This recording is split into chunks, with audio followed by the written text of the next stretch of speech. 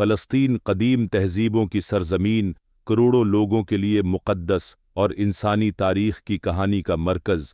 ہزاروں سال قبل اس سرزمین پر کنعانی آباد تھے جو دنیا کی اولین تہذیبوں میں شمار ہوتے ہیں۔ اس کے بعد یہاں بنی اسرائیل آئے جنہوں نے اپنی سلطنتیں قائم کی۔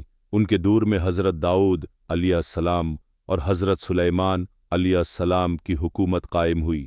اسی زمانے میں یروشلم میں پہلا معبد، فرسٹ ٹیمپل، تعمیر ہوا جو بعد میں یہودیوں، عیسائیوں اور مسلمانوں تینوں کے لیے مقدس بن گیا۔ 596 قبل مسیح میں بابلیوں نے حملہ کر کے پہلا معبد تباہ کر دیا۔ کچھ عرصے بعد رومیوں نے قبضہ کیا اور 70 عیسوی میں دوسرا معبد، سیکنڈ ٹیمپل بھی مسمار کر دیا، جس کے بعد یہودی دنیا بھر میں بکھر گئے۔ لیکن 7ویں صدی میں حالات نے ایک نیا رخ اختیار کیا۔ 638 عیسوی میں خلیفہ عمر بن خطاب رضی اللہ عنہ کے دور میں مسلمان یروشلم میں داخل ہوئے پرامن طریقے سے۔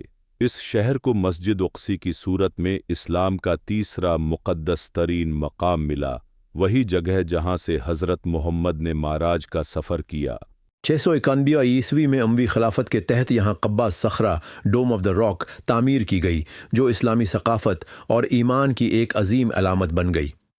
پھر 1099 میں یورپ سے صلیبی فوجیں آئیں جنہوں نے یروشلم پر قبضہ کیا اور شہر میں موجود مسلمانوں اور یہودیوں کا قتل عام کیا، مگر 1187 میں مسلمان کمانڈر صلاح الدین ایوبی نے دوبارہ شہر فتح کیا اور امن، رواداری اور بقائے باہمی کو بحال کیا۔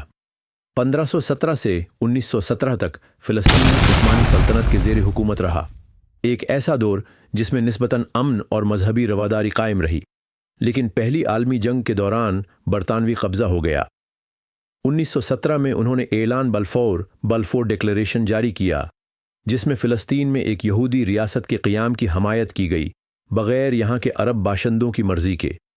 اس اعلان کے بعد فلسطین میں کشیدگی بڑھنے لگی، یہودیوں کی بڑی تعداد ہجرت کر کے فلسطین آنے لگی، اور 1947 میں اقوام متحدہ نے تجویز دی کہ فلسطین کو 2 ریاستوں میں تقسیم کیا جائے، ایک یہودیوں کے لیے، دوسری عربوں کے لیے۔ یہودیوں نے منصوبہ قبول کیا، عربوں نے رد کیا۔ اگلے ہی سال 1948 میں اسرائیل کا قیام عمل میں آیا اور جنگ چھڑ گئی۔ فلسطینیوں کے لیے یہ واقعہ نکبہ یعنی المیہ کے طور پر یاد کیا جاتا ہے، کیونکہ اس میں 7 لاکھ سے زائد فلسطینی بے گھر یا جلا وطن ہو گئے۔ 1967 میں 6 روزہ جنگ کے دوران اسرائیل نے مشرقی یروشلم، مغربی کنارہ، ویسٹ بینک اور غزہ پر قبضہ کر لیا، اور یہ علاقے آج تک زیر قبضہ ہیں۔ 1990 کی دہائی میں اوسلو معاہدہ سمیت کئی امن کوششیں ہوئیں، لیکن کوئی دیرپا حل اب تک نہ نکل سکا۔ آج بھی فلسطینی اپنی زمین، آزادی اور بنیادی حقوق کے لیے جدوجہد کر رہے ہیں، غزہ میں محاصرے کے تحت، ویسٹ بینک میں قبضے کے نیچے، اور پوری مشرق وسطی میں پناہ گزین کیمپوں میں۔